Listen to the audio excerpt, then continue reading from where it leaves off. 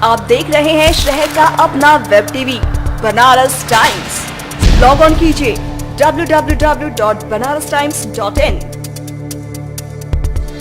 और www.cngtimes.com।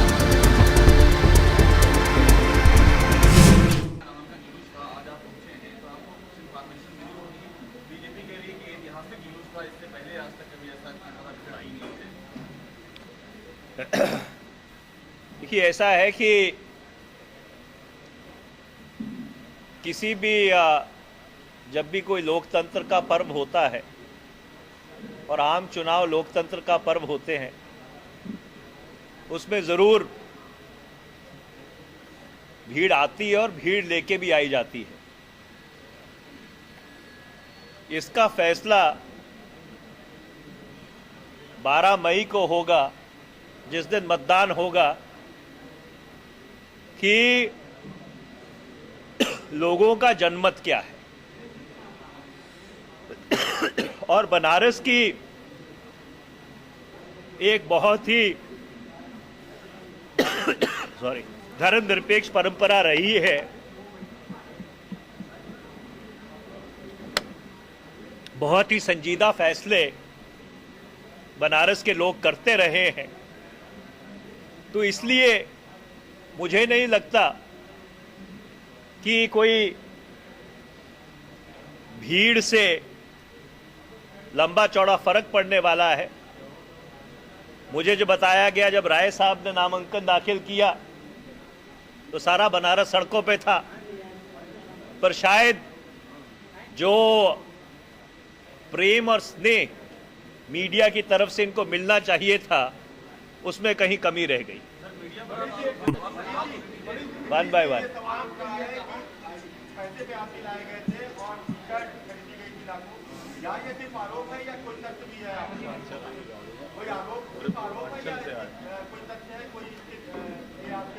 BJP की तरफ से टी शर्ट्स बांटी गई। देखिए, ऐसा है कि टी शर्ट बांटी गई या लोग लाए गए, इस शब्दावली का प्रयोग मैंने नहीं किया है। हमने सिर्फ ये कहा है कि हमको जो जानकारी मिली है, उस जानकारी के अनुसार आसपास का जो इलाका है वहाँ से लोग लाए गए थे। ये जो हमारी ज़िला कांग्रेस कमेटी है और शहर कांग्रेस कमेटी है, वो जानकारी उन्होंने हमको दी है। और मुझे ये भी बताया गया कि जब राय साहब ने अपना नामांकन किया तो जो स्थानीय लोग थे, वो स्थानीय लोग बहुत ज़्यादा संख्या में निकल कर आए थे। तो इसलिए इसका फैसला 12 मई को जब मतदान होगा उस दिन हो जाएगा और दूध का दूध, पानी का पानी हो जाएगा। पर अब से लेकर 12 मई तक जो ये एक मूलभूत विचारात्मक लड़ाई है, विचारधारा की लड़ाई है, जिसकी भूमि बनारस बन गई है, उसके ऊपर लोगों को, और खासकर जो बहुत ही संजीदा मतदाता हैं बनारस के, उनको ध्यान देने की आवश्यकता है।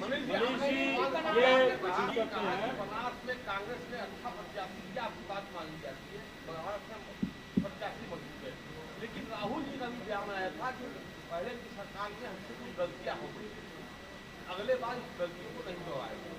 तो क्या करना?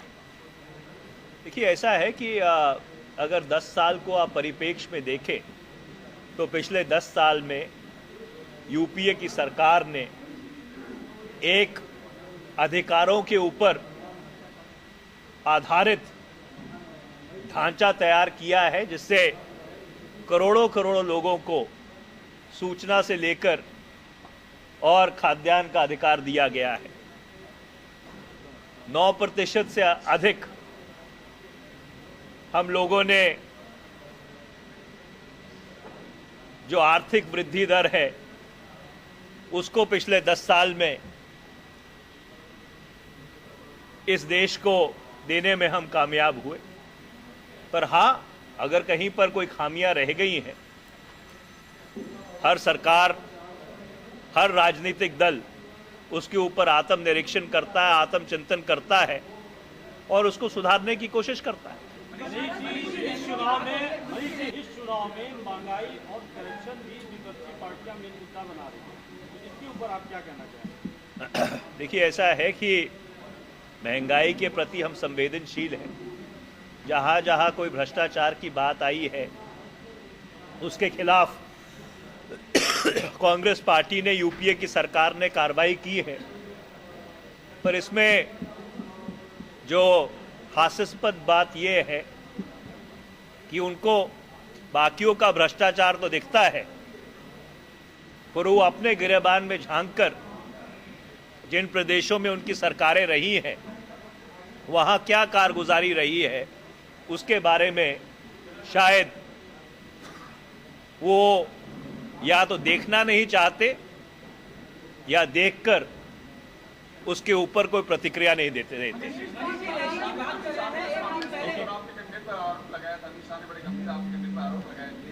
आपके कैंडिडेट जो है वो AK-47 की डीलिंग में लगे हुए हैं, उनका आपराधिक रिकॉर्ड है। इस बारे में क्या कहेंगे? क्योंकि आप कांग्रेस के पहले नेता हैं, जिसके बाद से यहाँ पर बनारस आया है, कांग्रेस का बड़ा नेता अभी तक आया भी नहीं है। देखिए, जहाँ तक आरोपों का सवाल है, आरोप लगाना एक बात होता है, उसको प्रमाणित करना दूसरी बात होती है। और चुनाव में अनर्गल मनगढ़ंत आरोप लगाने का एक सिलसिला चलता है। जिस सवाल का जो सवाल आपने पूछा है उसका बहुत ही विस्तृत जवाब हमारे प्रत्याशी दे चुके हैं और मुझे नहीं लगता कि उससे कुछ और जमा या घटाने की कोई ज़रूरत है। कांग्रेस ने आपको भेजा हुआ है तो आपसे भी सवाल पूछा जाएगा क्योंकि अमित शाह ने इसका उठाया था ऑलरेडी कि क्रिमिनल ट्रैक रिकॉर्ड है, वो कहते हैं कि 47 की डील कर रहे हैं, इस तरह के गंभीर आरोप लगाए हैं। देखिए, जहाँ तक हमारी प्रतिक्रिया का सवाल है, जब हमारे प्रत्याशी ने वो सारी चीज़ों का जवाब दे दिया है तो उसमें ना ही कुछ घटाने की ज़रूरत है और ना ही कुछ बढ़ाने की ज़रूरत है। मनीष जी, रैली की बात कर रहे हैं। एक दिन पहले मनीष जी, रैली की बात आपने कही है। एक दिन पहले मोदी जी की रैली के ठीक एक दिन पहले अरविंद केजरीवाल ने नॉमिनेशन किया, रोड शो हुआ। फिर मोदी जी की रैली हुई, उसमें रोड शो हुआ। उसी दिन शाम को राहुल गांधी की भी एक रोड शो हुआ लखनऊ में। जिस तरीके से तीनों के अगर क्राउड की बात करें, आप बोल रहे हैं मोदी जी ने क्राउड मंगवाया, तो क्या केजरीवाल जी ने भी क्राउड मंगवाया था? क्या राहुल गांधी क्राउड नहीं मंगवाया? उनके तो और भी राज पूरे हिंदुस्तान से आए थे। ऐसा है कि आपने सवाल बनारस के संबंध में पूछा था और एक जो घटना कल घटी थी उसको संज्ञान में लेकर सवाल पूछा गया था। उसके बारे में मुझे जो जानकारी दी गई वो जानकारी मैंने आपके समक्ष रख दी है। अब ये आप तय करिए कि इसमें सच्चाई क्या है और तथ्य किस तरफ जाते हैं। जानकारी किसने आपको दी? ये जो जानकारी आपके पास आई, आपके दल के लोगों ने दी है क्या? देखिए, ऐसा है कि जानकारी कई सूत्रों से आती है। जानकारी दल से भी आती है, जानकारी पत्रकार बंधुओं से भी आती है, जानकारी और सूत्रों से भी आती है। तो इसलिए जो जानकारी है वो आपके समक्ष रख दी है। अब आप इसको अपने संज्ञान में लेकर इसका विश्लेषण कीजिए। देखिए, बहुत ही गंभीर विषय है और इसकी जितनी निंदा की जाए उतनी कम है। चुनाव में हिंसा की कोई जगह नहीं है। चुनाव एक विचारात्मक लड़ाई है और इस विचारात्मक लड़ाई में जो अलग अलग विचार हैं वो लोगों के समक्ष रखने की ज़रूरत है। और अगर कोई भी व्यक्ति हिंसा पर उतारू होता है, हम ज़रूर चुनाव आयोग को कहेंगे कि उसके खिलाफ सख्त से सख्त कार्रवाई की जाए, चाहे वो किसी दल से क्यों न संबंधित हो।